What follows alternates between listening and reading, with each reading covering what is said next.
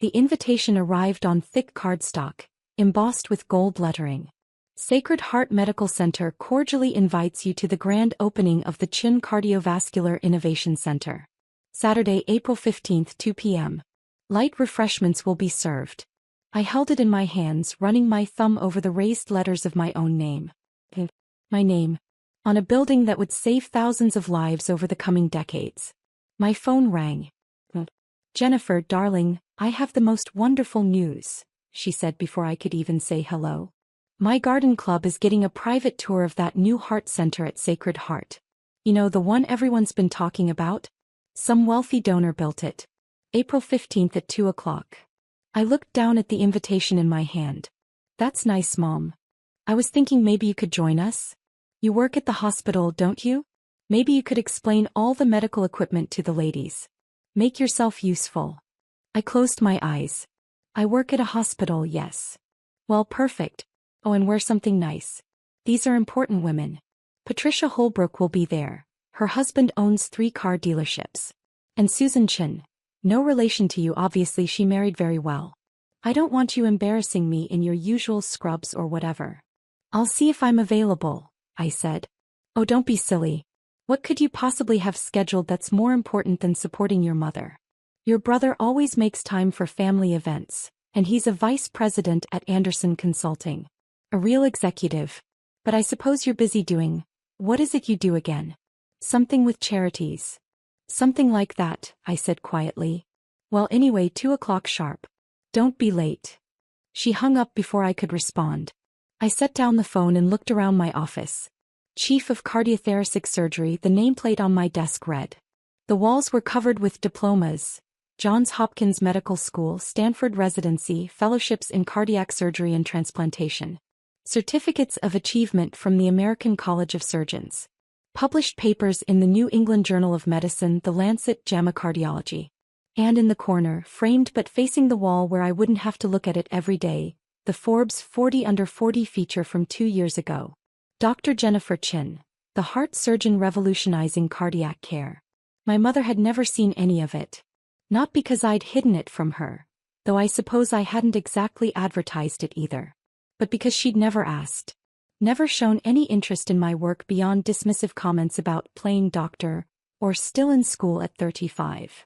My younger brother, David, had graduated with a business degree from a state school and landed a middle management job at a consulting firm. Vice President of Regional Operations, his title read, though I knew from mutual acquaintances that he managed a team of 12 people and spent most of his time creating PowerPoint presentations. Mom treated him like he'd cured cancer. I had actually saved 2,847 lives over the course of my career. I kept count the way some surgeons do, a tally of hearts restarted, valves replaced, arteries bypassed. I'd pioneered a new technique for mitral valve repair that had been adopted by cardiac centers worldwide.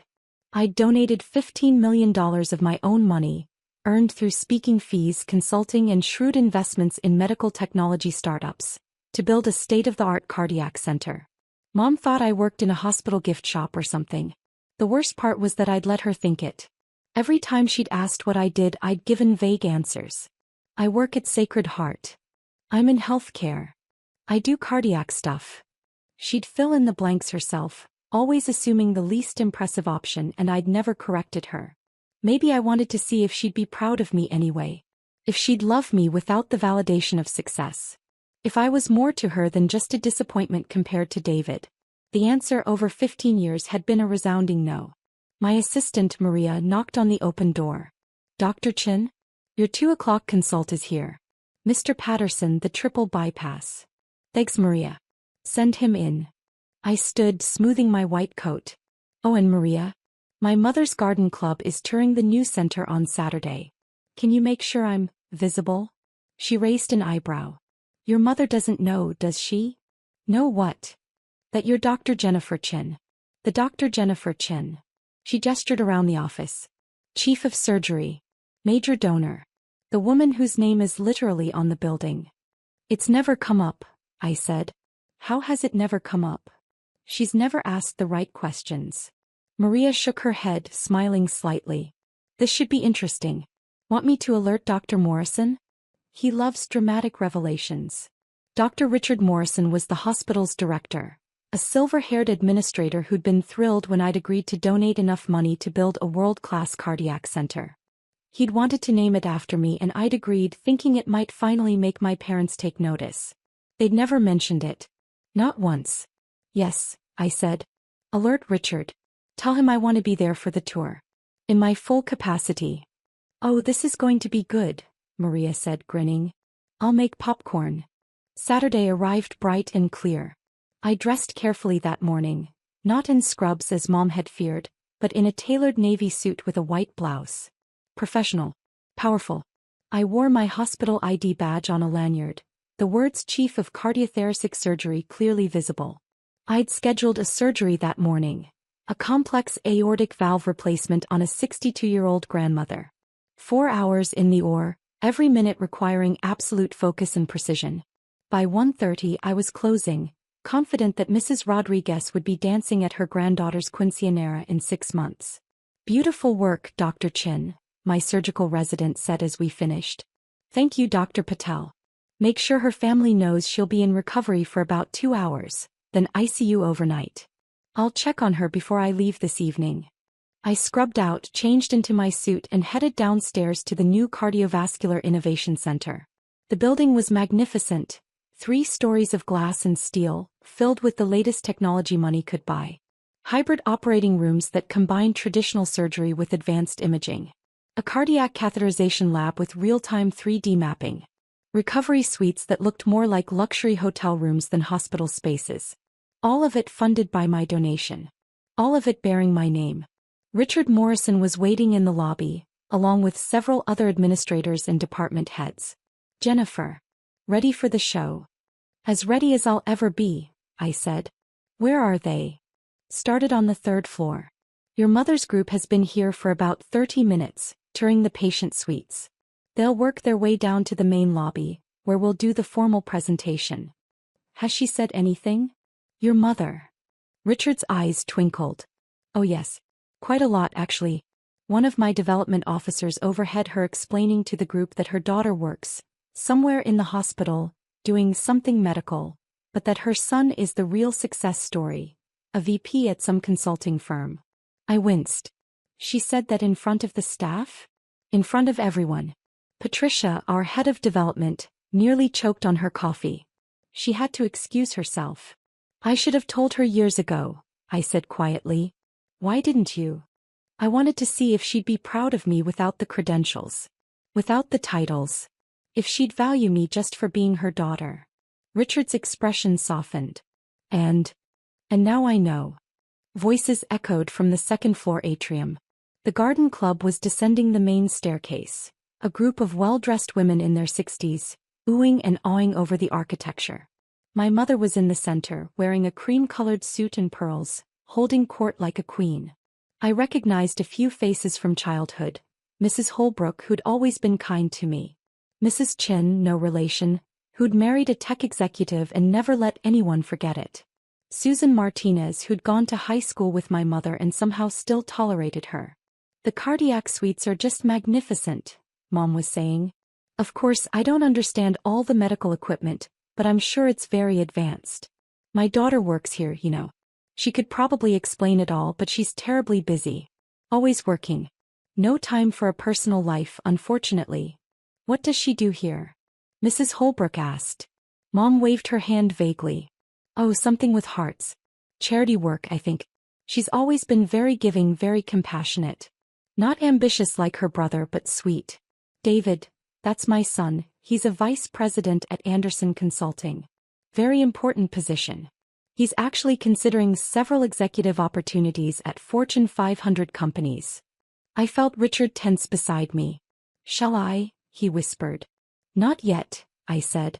Let her finish. The group reached the main floor and turned down the central corridor. The walls were lined with donor recognition plaques. Smaller contributions of $10,000, $25,000, $50,000. The women stopped to read names, commenting on mutual acquaintances. Then they reached the end of the corridor. The wall opened up into a grand atrium, sunlight streaming through floor-to-ceiling windows. And there, carved into the marble wall in letters 2 feet high, Chin Cardiovascular Innovation Center. Below it, a bronze plaque, dedicated with gratitude to Dr. Jennifer Chin, whose vision, expertise and generosity made this facility possible. Her donation of $15 million and leadership as Chief of Cardiothoracic Surgery ensure Sacred Heart remains at the forefront of cardiac care. The women stopped. Read the plaque again. Mrs. Chin, no relation, spoke first. Diane, is this your daughter? My mother laughed. Actually laughed. Jennifer? Oh, of course not. She doesn't have that kind of money. This must be another Dr. Chin. Common name. But it says Jennifer, Mrs. Holbrook said quietly, pointing. Coincidence, Mom said firmly. My Jennifer is sweet, but she's not. I mean, $15 million? She drives a 10-year-old Toyota. She rents an apartment. If she had that kind of money, she'd have mentioned it. Would she? Mrs. Martinez asked, her tone pointed. Mom's smile faltered. Well, yes. Of course. We're very close. She tells me everything. I stepped forward from where I'd been standing in the lobby entrance. My footsteps echoed on the marble floor. Hello, Mom. She turned. Her eyes widened when she saw my suit, my badge, the professional authority in my bearing. Jennifer. What are you doing here? I thought you were working today. I said. Just finished a 4-hour aortic valve replacement. Went perfectly. Mrs. Rodriguez should make a full recovery. The Garden Club women looked between us, confusion and dawning realization crossing their faces. You performed surgery? Mom said weakly. I'm a cardiac surgeon, I said simply. Chief of Cardiothoracic Surgery, actually. I've been chief for 3 years. Richard Morrison stepped forward, extending his hand to my mother. Mrs. Chin, I'm Dr. Richard Morrison, hospital director. You must be so proud of your daughter. She's one of the most accomplished cardiac surgeons in the country. We're honored to have her here at Sacred Heart. Mom shook his hand automatically, her expression blank. Yes. Of course. And this generous donation, Richard continued, gesturing to the plaque. $15 million to build this center. Combined with Dr. Chen's surgical expertise and her innovations in minimally invasive cardiac procedures, Sacred Heart is now a destination hospital for cardiac care. Patients come from across the country to be treated by your daughter. 15 million, Mom repeated faintly. The plaque doesn't mention her other contributions, Richard said, warming to his subject. He was enjoying this, I realized. Dr. Chin also funded our cardiac research fellowship program. Another 5 million. She's on the board of directors. She's published 47 papers in peer-reviewed journals. She's trained over 60 cardiac surgeons, many of whom now lead programs at other major hospitals. Mrs. Holbrook beamed. Diane, this is wonderful. Why didn't you tell us your daughter was Dr. Jennifer Chin? I read about her in the newspaper. She saved Congressman Morrison's life last year, the emergency triple bypass. That was you. Mrs. Chin asked me, her tone completely different now. Respectful. Impressed. Yes, I said simply. And the new pediatric cardiac program? Mrs. Martinez added. The one that's been in the news? That saves babies with congenital heart defects. Dr. Chin founded that program, Richard said. She performs the surgeries herself. 17 successful infant cardiac repairs this year alone. 0 mortality rate. The women stared at me with open admiration. My mother stared at me like she'd never seen me before. I don't understand, Mom said, her voice barely above a whisper. Why didn't you tell me? I did tell you, I said gently. You asked what I did and I said I worked at Sacred Heart. You asked what kind of work and I said cardiac surgery. He just assumed it was something small. Something unimportant. But, $15 million. Where did you get that kind of money? I'm a highly specialized surgeon, I said. I consult for medical device companies. I've developed surgical techniques that are licensed internationally. I give lectures at medical conferences worldwide. I've made good investments. I live modestly because I don't need much, and I'd rather invest in healthcare than luxury cars. Your apartment, Mom said. You said you were renting. I own a condo in Pacific Heights, I said. It's rented out. The apartment I live in is closer to the hospital so I can respond to emergencies quickly. Cardiac surgery doesn't keep business hours. Mrs. Holbrook touched my mother's arm. Diane, you must be incredibly proud. My mother's face crumpled. Not with pride. With shame. I should have known, she whispered. I should have asked. I should have. Oh God, Jennifer. What have I done? The other women exchanged uncomfortable glances. This had gone from a pleasant tour to a family drama very quickly. Richard, bless him, smoothly intervened. Ladies, if you'll follow me, I'd like to show you our hybrid operating room. It's one of only 12 in the country with this particular imaging technology. Dr. Chen, would you do the honors? I led them through the center, explaining the technology in terms they could understand. Showing them the operating rooms where I'd performed over 2,800 successful surgeries. The ICU where my patients recovered under the watchful care of nurses I'd personally trained. The research labs where we were developing new treatments for heart disease. My mother didn't say a word. She just followed, her face pale, her usual confidence completely shattered. When the tour ended, the other women thanked me profusely, asked for business cards, which I didn't have. Maria would get some calls on Monday though, and promised to spread the word about Sacred Heart's incredible cardiac program. Only my mother remained in the lobby as the others headed to their cars. Jennifer, she said. Can we talk? I have to check on Mrs. Rodriguez, I said. By post-op patient. Please. Just 5 minutes. I nodded and led her to a quiet consultation room. We sat across from each other the same way I'd sat with hundreds of families, delivering news both good and bad. I'm sorry, Mom said immediately. I'm so sorry. I didn't know. I should have known, but I didn't know.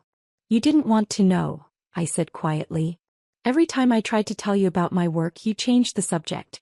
You'd ask one question and then start talking about David's latest promotion or achievement. You made assumptions about my life and never bothered to verify them. I was wrong, she said, tears streaming down her face now. I was so wrong. I thought because you weren't like David, because you weren't loud and confident and always talking about your success, that you must not be successful. I thought quiet meant failing. Quiet meant focused, I said. I didn't talk about my work because I was too busy doing it. Saving lives. Building a career. Making a difference. And David, she asked weakly. I could have been cruel. I could have told her that David's vice presidency was a middle management position, that his team was small, that his salary was less than my malpractice insurance premium. But I didn't. David is successful too, I said. In his own way. He's good at his job. But you built him into something he's not because you needed one of your children to be impressive. You needed someone to brag about to your friends. That's not fair, she protested weakly. Isn't it? How many times have you introduced David as a VP? How many times have you mentioned his accomplishments to your garden club? And how did you introduce me today? Something with charities. Not ambitious like her brother. Sweet but busy. She flinched with each quote. I heard you, Mom. In the corridor. Telling your friends that I couldn't possibly be the Dr. Chin who donated $15 million. That I didn't have that kind of money. That it must be a coincidence. I didn't mean. You laughed, I said, my voice breaking slightly despite my effort to stay composed. You laughed at the idea that I could be successful enough to afford this. Your own daughter, and you laughed. She buried her face in her hands, shoulders shaking with sobs. I should have felt satisfied. Vindicated. This was the moment I'd imagined, the moment when she'd realize what she'd missed, what she'd dismissed. Dad, I just felt tired. I wanted you to be proud of me, I said quietly. Not for the money or the titles or the recognition. Just proud of me, Jennifer. Your daughter. The person I am, not what I've accomplished. I am proud, she said through her tears. I'm so proud. You save lives. You built this incredible center. You're brilliant and accomplished and amazing. But you weren't proud yesterday, I said. Yesterday I was an embarrassment. Someone you apologized for to your friends. The disappointing daughter who hadn't made anything of herself. That's not true. Mom. It is true. And we both know it. He looked up at me, mascara running, pearls askew. How do I fix this? I don't know if you can, I said honestly. This isn't something you can fix with an apology or a grand gesture. This is 15 years of dismissal. Of assumptions. Of choosing David's small victories over my silent ones. Please, she whispered. Tell me what to do. I stood. Start by asking questions. Real questions. Not about my income or my titles, but about my work. About what I care about. About who I am. And then actually listen to the answers. Will you come to dinner? She asked. Next week? You and David both? I need to do better. I'll think about it, I said. Right now, I have a patient to check on. I left her there and went to the ICU. Mrs. Rodriguez was awake, groggy but stable. Her daughter sat beside the bed, holding her hand. Dr. Chin, the daughter said, standing. Thank you. Thank you so much. The nurse said the surgery went perfectly. It did, I assured her. Your mother's heart is strong. She'll be home in a few days. We were so scared, the daughter said. But everyone here, they all said you were the best. That if anyone could save her, it was you. I smiled. She saved herself by coming in when she did. I just helped her heart along. As I left the ICU, Maria caught up with me. How did it go with your mom? About as well as could be expected, I said. Is there anything urgent? 3 consults for Monday. 2 potential surgical candidates. And someone from Forbes called. They want to do a follow-up feature on the new cardiac center. Have them call Richard, I said. He loves that stuff. Will do. And Dr. Chin? For what it's worth, your mom's garden club friends have been calling all afternoon. Apparently the word is spreading. You're going to be the talk of the Pacific Heights social circuit. Great, I said dryly. Just what I always wanted. But Maria smiled. Maybe now your mom will stop introducing you as something with charities. Maybe, I said. That evening I sat in my small apartment near the hospital looking out at the city lights. My phone buzzed with texts. David, Mom called me crying. What happened? She found out what I actually do for a living. David, which is? I sent him a link to the Sacred Heart website, specifically the page about the Chin Cardiovascular Innovation Center. 3 dots appeared. Disappeared. Appeared again. David, holy shit. You're that Dr. Chin? The one everyone's been talking about? Yes. David, why didn't you tell us? I tried. You weren't listening. More dots. Then, David, I'm sorry. I had no idea. I thought you were like a nurse or something. Maybe a physician's assistant. I know what you thought. David, for what it's worth, this is incredible. What you've built. What you've accomplished. I'm really proud of you, sis. I stared at the message. Was he proud? Or was he just recalibrating now that he knew I was more successful than him? Thanks. How's Anderson? David, good. Busy. Nothing like saving lives, obviously. That's amazing what you do. You do good work too. David, yeah, but I'm not you. The next text came 5 minutes later. David, Mom wants to have dinner. Both of us. Next Saturday. Will you come? I'll think about it. I didn't commit. I wasn't ready. Part of me wanted to punish them, to let them sit with the discomfort of realizing they'd dismissed me for 15 years. Part of me wanted to be the bigger person to forgive and move forward. Mostly I was just exhausted. On Monday the hospital was buzzing. Apparently my mother's garden club had spread the word, and suddenly everyone in San Francisco society knew that Dr. Jennifer Chin, the cardiac surgeon they'd read about in the news, was Diane Chen's daughter. The daughter Diane had never mentioned. The daughter she'd dismissed as working somewhere in healthcare. My phone rang throughout the day. Old family friends calling to congratulate me. Distant relatives who suddenly remembered I existed. People Mom knew from church, from her book club, from tennis. I let most of them go to voicemail. Wednesday evening Mom showed up at the hospital. Maria buzzed me from the lobby. Dr. Chin? Your mother is here. She doesn't have an appointment, but she says it's important. I closed my eyes.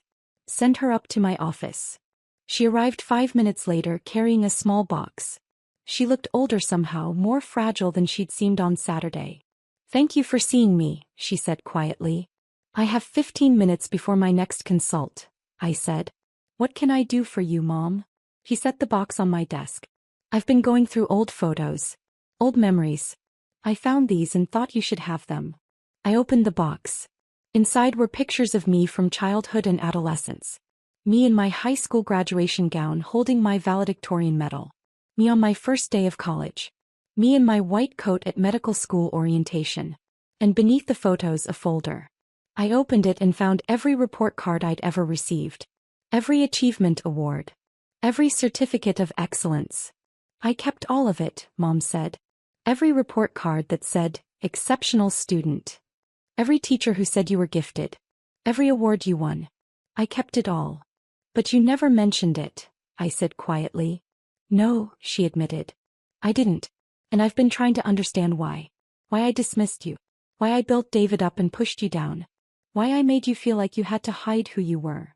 And she sat down heavily. I think I was scared of you.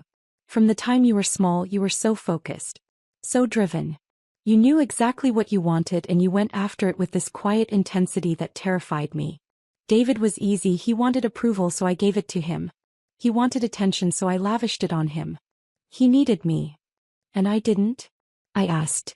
You didn't seem to. You were always so independent. So self-sufficient.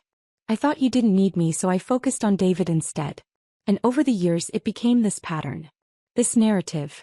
David was my success story. You were, I don't even know. The mysterious one. The quiet one. The disappointing one, I said. She flinched. Yes. And I'm so sorry. Because you're not disappointing. You're extraordinary. You're everything a mother could hope for and I was too blind to see it. Why now? I asked. Why are you telling me this now? Because I realized something on Saturday, she said. When I was standing in that lobby reading your name on that wall. I realized that I don't know you.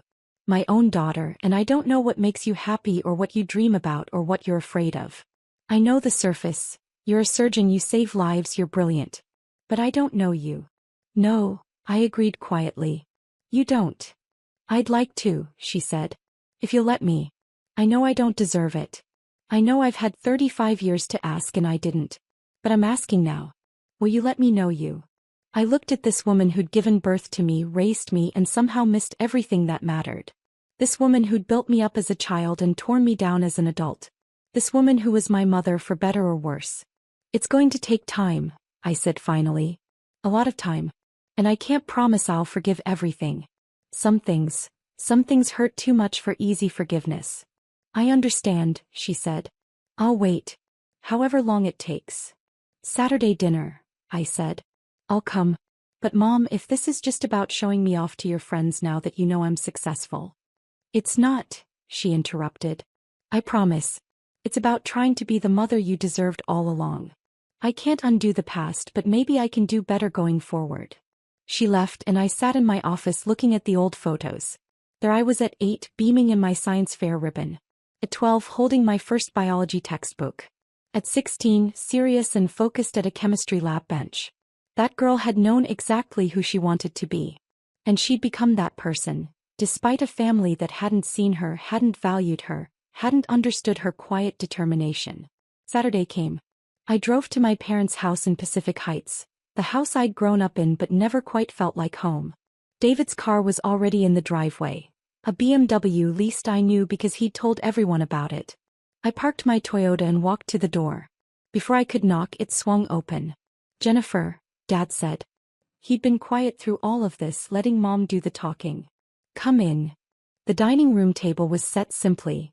No fancy china, no ostentatious display. Just plates and glasses and a roast chicken. David stood when I entered. Hey sis. David. We sat. Mom brought out the food. For a long moment no one spoke. Then Dad cleared his throat. Your mother has told me everything. About Saturday. About how we've treated you over the years. Jennifer, I owe you an apology too. I've been so focused on David's achievements that I never stopped to learn about yours. You're a vice president, I said to David, my tone neutral. At Anderson Consulting. That's an accomplishment. You should be proud. I manage a team of 12 people, David said quietly. I make presentations and manage budgets and coordinate projects. It's good work. Important work. But it's not saving lives. It's not changing medicine. It's not what you do. Different work, I said. Not lesser work. But you've been letting us think we're more impressive than we are, Mom said softly. You've been protecting David's feelings. And mine. And your father's. By staying quiet about your own success. I wanted you to value me without it, I said simply. I wanted to be enough just as Jennifer. Not as Dr. Chin or chief of surgery or the woman who donated $15 million. Just me. You've always been enough, Dad said, his voice rough with emotion. We were just too stupid to see it. So tell us, Mom said. Tell us about your work. Not the impressive parts, though we want to hear those too. But tell us about what you love. What makes you passionate? What gets you up in the morning? I looked around the table. At my parents, humble for perhaps the first time in their lives. At David, genuinely interested rather than competitive. I love the moment when a heart starts beating again, I said slowly. After surgery, after we've repaired the damage, there's this moment when we restart the heart. And it beats. Strong and steady. And you know that person is going to wake up, going to live, going to go home to their family.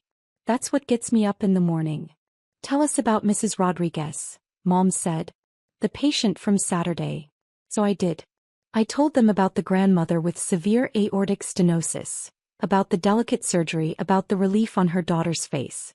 I told them about the pediatric cardiac program, about tiny babies born with holes in their hearts who I got to send home healthy. I told them about my research into minimally invasive procedures that would make recovery easier for patients. I talked for an hour. They listened. Really listened, asking questions that showed they were engaged, interested, trying to understand. When I finally wound down, Mom said, I Googled you. After Saturday. I found your publications. Your presentations. The awards. There's so much I didn't know. You could have asked any time, I said. I know. And I should have. Jennifer, I spent 15 years building a narrative in my head about who you were. And that narrative was wrong. Completely wrong. And I'm sorry. I'm sorry too, David said. For being smug about my job. For acting superior. For not seeing how amazing you are. You're not going to suddenly become a different family, I said. This doesn't fix everything overnight. We know, Dad said. But we'd like to try. To do better. To actually know you. I looked at them, really looked at them. Flawed people who'd made terrible assumptions. Who'd hurt me through neglect and dismissal. But also people who were, at least in this moment, genuinely trying. Hey, I said. We can try. The dinner ended around 9. As I was leaving, David walked me to my car. I called Anderson on Monday, he said. Told them I needed to scale back my hours. I've been working 60-hour weeks trying to prove something, but I don't even know what. Trying to impress Mom and Dad, I guess. You don't need to prove anything, I said. Neither did you, he pointed out. But we both spent years trying anyway. Fair point. I'm proud of you, he said. Really proud. And I'm sorry it took me this long to say it. I'm proud of you too, I said. You're good at what you do. You make people's businesses run better. That matters. Not as much as saving lives. Different impact, I said. Not lesser impact. He hugged me then, quick and awkward. Thanks for giving us another chance. I drove home thinking about second chances. About families and flaws and the complicated calculus of forgiveness. About whether people could really change or if they just learned to perform change convincingly. Time would tell. On Monday, Maria handed me a stack of messages. Your mother called 3 times. Just to chat, she said. And someone from the San Francisco Chronicle wants to interview you about the cardiac center. And Mrs. Rodriguez's daughter sent flowers. I looked at the messages, at the evidence of a life well lived despite a family that hadn't seen it. Call the Chronicle back, I said. Schedule the interview. And call my mother. Tell her I'll call her tonight after rounds. Really? Maria asked, surprised. Really, I said. We're trying something new. Actually talking to each other. How progressive, Maria said dryly. I laughed and went to see my patients. Mrs. Rodriguez was being discharged, healthy and strong. A new admission needed an emergency bypass. A post-op patient was recovering beautifully. Lives saved. Hearts healed. Work that mattered. And now, finally, a family who might actually understand that. It wasn't forgiveness. Not yet. But it was a start. And sometimes a start is enough.